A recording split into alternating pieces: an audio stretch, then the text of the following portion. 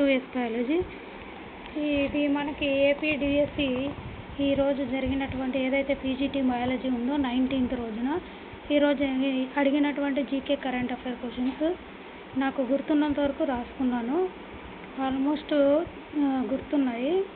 So ఇవి మనం ఒకసారి చూసుకున్నట్లయితే ఈరోజు మనకి ఫస్ట్ క్వశ్చన్ శతకాల గురించి అడిగినారండి. వేమన శతకము, కాళహస్తి శతకము, పోతన శతకము అని మనకి మల్టిపుల్ చాయిస్ క్వశ్చన్స్లో అడగడం జరిగింది. ఆ తర్వాత నెక్స్ట్ మనకి ప్రధానమంత్రి ముద్రా యోజన స్కీమ్ అడిగినారు. ప్రధానమంత్రి Mudra Yojana scheme statement questions అడిగినారు. దీంట్లో మనకి అది ఎప్పుడు స్టార్ట్ అయింది అని ఇక్కడ రాంగ్ ఇయర్ ఇచ్చినారు. సో దానికి కరెక్ట్ డేట్ వచ్చేసి April 8, 2015 అది స్టార్ట్ అయింది. దీంట్లో మనకి డిఫరెంట్ స్టేజెస్ ఉంటాయి. శిశు, కిషోర్, తరుణ్ ప్లస్ అని. శిశు అంటే మనకి అప్ టు 50,000 లోన్ ఇస్తారు. అసలు మనకి ఫస్ట్ ముద్రా యోజన స్కీమ్ దేనికోసం అంటే మనకు తెలిసిందే కదా, అది స్మాల్ స్కేల్ ఇండస్ట్రీస్, కుటీర పరిశ్రమలు వాళ్ళకి లోన్లు ఇస్తుంటారు. సో దాంట్లో మనకి శిశువులో అప్ టు 50,000 ఇస్తారు. కిషోర్లో 50,000 to 5 lakh వరకు ఇస్తారు. తరుణ్లో 5 lakh నుంచి 10 lakh వరకు లోన్ ఇస్తారు. తరుణ్ ప్లస్ రీసెంట్గా యాడ్ చేసినారు, అది 10 lakh నుంచి మనకి అప్ టు 20 lakh వరకు లోన్ ఇస్తారు. సో నెక్స్ట్ క్వశ్చన్ వచ్చేసి మనకి ఫ్రెంచ్ ఓపెన్ గురించి అడిగినారు. 2025లో జరిగిన విన్నర్స్. ఇది కూడా స్టేట్మెంట్ వైజ్ క్వశ్చనే. దీంట్లో మనకి మెన్స్ సింగిల్స్లో చూసుకుంటే Carlos Alcaraz winner, Jannik Sinner runner up. Women's singles చూసుకున్నట్లయితే Coco Gauff winner, Aryna Sabalenka runner up. ఇది మనకి ఫ్రెంచ్ ఓపెన్ ఎక్కడ జరిగింది అంటే స్టేడ్ రోలాండ్ గ్యారోస్, ప్యారిస్, ఫ్రాన్స్లో జరిగింది.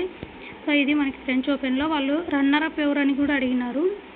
సో కాబట్టి చూసుకోండి కొంచెం ఫ్రెంచ్ ఓపెన్ ఇట్లాంటివి. సో నెక్స్ట్ వచ్చేసి ఫోర్త్ క్వశ్చన్, అంటే ఇది సీక్వెన్స్ కాదు, నాకు గుర్తున్నట్లు రాసినాను. అదే సర్ఫేస్ ట్రాన్స్పోర్ట్ అని అడిగినారు, అది కరెక్ట్గా నాకు గుర్తు రాలేదు, అస్సలు గుర్తురాని క్వశ్చన్ అది. ఇంకా నెక్స్ట్ వచ్చేసి మనకి డేస్ అడిగినారు. వరల్డ్ హెల్త్ డే ఎప్పుడు అని.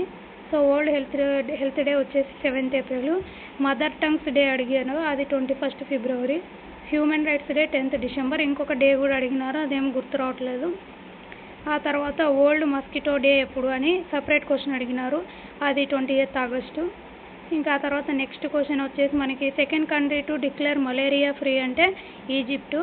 అది దానికంటే ముందు ఏమిటి అంటే క్యాబో డే వర్డీ అనే దేశం మనకి డిక్లేర్ చేసుకుంది.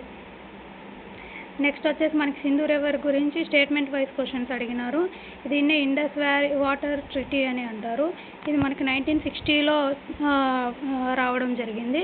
దీంట్లో మనకి 3 వెస్ట్రన్ రివర్స్, 3 ఈస్టర్న్ రివర్స్ ఉంటాయి.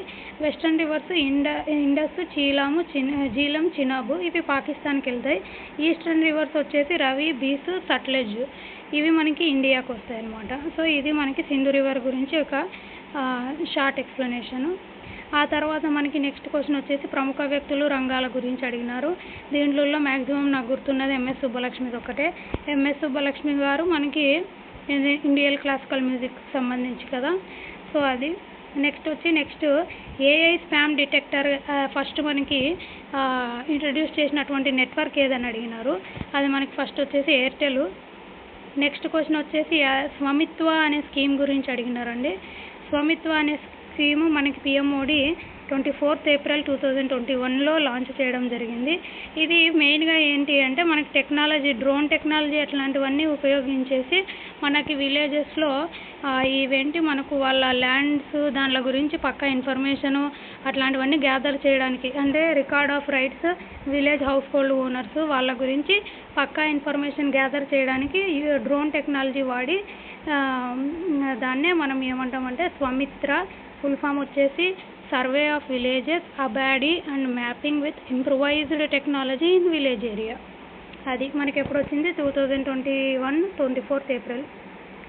ఆ తర్వాత నెక్స్ట్ క్వశ్చన్ గెరిల్లా వార్. మనకి ఎప్పుడో హిస్టరీ క్వశ్చన్ అడిగినారు, అంటే ఇది బిఫోర్ ఇండిపెండెన్స్.